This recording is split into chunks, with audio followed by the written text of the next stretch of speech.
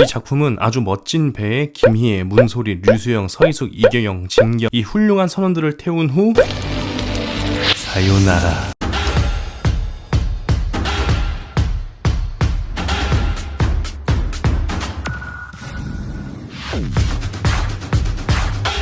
뚠뚠이가 보고 있다. 뚠뚠입니다. 삼성의 영업이익이 마이너스 95%를 찍었습니다. 됐어. 오늘은 넷플릭스 화제 1위작. 제가 이런 리뷰를 할 줄은 몰랐는데 오늘은 신랄하게 비판해보겠습니다. 김희애 배우가 왜 X급 똥을 밟았는지 바로 가봅시다.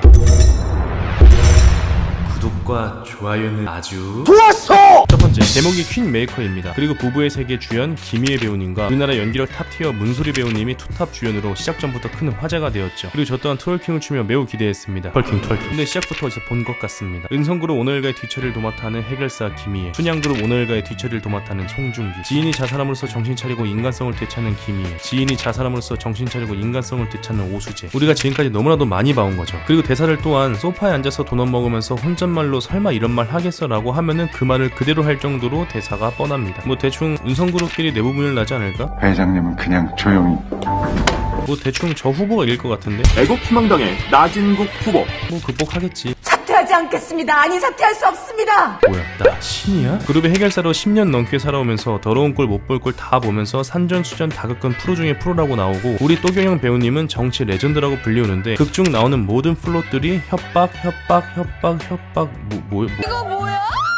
조금 신선하고 흡입력 있는 소재가 아니라 계속 협박만 하고 있으니 회사를 출근해가지고 일이 잘 안 풀리면은 대표님한테 협박이나 해야겠다. 뭔 개소리야? 또한 극을 후반부로 이끌어가기 위해서는 서사들의 빌드업이 굉장히 중요합니다. 김희애 배우의 애민정 씨를 눈뜨게 한 트리거는 이슬입니다. 한번 슬쩍 나오고 죽었는데 갑자기 김희애 배우가 모든 것을 포기하고 계속 이슬이를 그리워하면서 자신의 죄를 고해하고 정의의 편에 선다고 말을 하고 있습니다. 이런 서사가 관객에게 납득이 되려면 앞에 최소한의 내러티브가 있어야 합니다. 내가 정말 아끼는 친동생이든 함께한 전우가 죽기 전에 부탁한 딸이든 그 어떤 것이든 납득할 만한 것이 있어야 우리가 이해를 하는데, 계속 이슬이를 기억할 때마다 그러니까 대체 이슬이가 누군데? 이슬이가 김희한테 어떤 존재길래 나만 이해 안 되나? 설마 예뻐서? 두 번째, 우리는 이런 먼치킨류 컨셉의 드라마를 많이 봐왔습니다. 당연히 시청자들은 뻥 뚫리는 사이다를 기대하면서 능력 개쩌는 해결사의 면모를 기대하죠. 그런데 뭐지? 왜 상황마다 막히고 모르고 답답하게 누군가의 도움 없이는 재개할 수 없는 궁지로 여러 번 몰리죠. 그러다 보니까 의구심이 들고 기대감이 떨어집니다. 이제 궁지에 몰리면 빈센조나 재벌집 막내 아들의 송중기처럼 먼치킨 주인공 빨로 와우 포인트에 반전의 재미를 주는 것이 아니라 또 누군가가 도와주겠지라는 생각에 그게 재미가 반감됩니다. 더 이해가 안 가는 건 서민정 의원과의 경합 과정에서 체크메이트 당해서 문수리 배우님이 사퇴 기자회견을 여는데 거기서 하필 서민정 의원의 측근이 배신을 해서 위기를 모면합니다. 후원금 횡령 의혹에 대해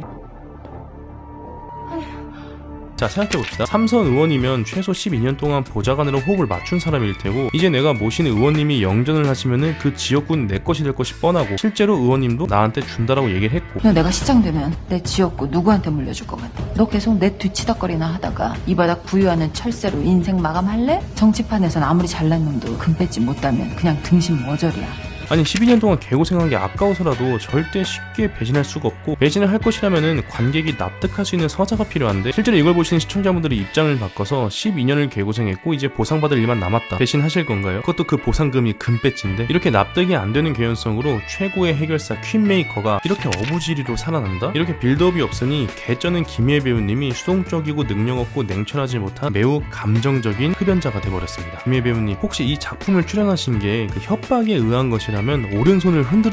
세 번째, 지금까지 수많은 정치, 장르, 드라마, 영화 등 우리 안방에서 우리에게 많은 영향을 줬다고 생각을 합니다. 제가 항상 이건 조금 위험한데 라고 생각했던 부분이 있는데요. 여러분도 기억을 거슬러 올라가 보시면은 항상 빨간색 땅은 부자, 비리, 살인, 협박, 재벌가들의 독재, 파랑색 땅은 항상 서민, 정의, 가난, 재벌, 저격수 등 너무나도 많은 양산형 작품들이 이런 식의 인식을 은유적으로 우리에게 전달을 합니다. 또한 오경수 후보의 캠프는 대부분이 여성, 백재민 후보의 캠프는 대부분이 남성, 이런 걸 굳이 이렇게 나누는 씬을 보여줘야 하나 하는 생각도 듭니다. 입장 바꿔서 여러분들이 회사를 운영하는 사장이고 직원을 뽑을 건데 여성을 뽑으실 건가요? 남성을 뽑으실 건가요? 라고 물어본다면 어떻게 대답하실 건가요? 그냥 일 잘하는 사람을 뽑겠죠. 여자 의사, 남자 의사? 그냥 의술이 뛰어난 사람이 의사가 되면 됩니다. 이렇게 남성, 여성으로 대립구도를 만드는 그림은 이제 좀 진부하다고 생각이 듭니다. 유튜버 어디에서도 문제 제기를 하지 않던데, 저는 이런 사상적인 반복이 어린이, 청년 또는 정치적 성향의 사고가 성립되지 않은 분들에게 안 좋은 영향을 줄 것이라고 생각을 합니다. 그 중에서도 이런 씬이 많이 나옵니다. 힘없는 정의는 무용하고 정의가 없는 힘은 폭력에 불과합니다. 항상 정의라는 말이 들어가면은 절대적으로 좋아 보입니다. 왜냐? 정의롭지 않더라도 정의로워야 할 것 같은 전체적인 분위기가 형성이 되기 때문이죠. 그런 분위기 속에서 내가 다른 목소리를 내는 것을 우리나라 정서는 허락하지 않습니다. 하지만 잘 생각해보시면요, 정의를 어떻게 실행할지가 빠져 있습니다. 부자들을 나쁜 사람으로 몰고 가서 부자를 내쫓으면 정의로워질까요? 부자들의 자산을 뺏어서 공공으로 나눠준다면 그것은 정의로운 것일까요? 서울시가 설립할 민간 기업에게 은성면세점 지분 90% 양도를 제안드립니다. 그리고 재벌들은 다 나쁜 놈이고 다 비리 저지르고 다 돈으로 모든 걸 해결할까요? 부자는 나쁘고 성격 괴팍하고 사이코패스의 가해자, 가난은 무조건 착하고 성실하고 항상 피해자, 이런 이분법적인 사고가 정말 건강하지 않은 사상이라고 저는 생각을 합니다. 악플을 다실 거라면 제발 살려주세요. 총평, 김혜 배우님이 부배세기 이후로 3년 만에 복귀하는 작품이었는데요, 매우 큰 기대를 하면서 작품을 완주했습니다. 그런데 선동적인 정치적 성향, 쌓이지 않는 빌드업과 말도 안 되는 개연성들, 김혜 배우님이 협박을 당해서 출연하신 게 틀림없습니다. 모든 배우들이 협박으로 출연해서 그렇게 줄담배를 폈나? 제가 최근 본 모든 작품 통틀어서 가장 흡연 권장 드라마가 아니었나 생각을 합니다. 이 작품을 건강보험공단이 실효율을 누를 겁니다. 그래도 김혜 배우님을 보는 것 자체가 특급 복지라고 생각을 합니다. 다음 작품에는 제발 협박 없이 강요 없이 잘 고르셨으면 좋겠습니다. 뚠뚠이 한 줄평은요, 역시 해결사는 송중기. 그럼 다음 주에 더욱더 재미있는 영상으로 찾아뵙겠습니다. 로또가 답이다. 안녕.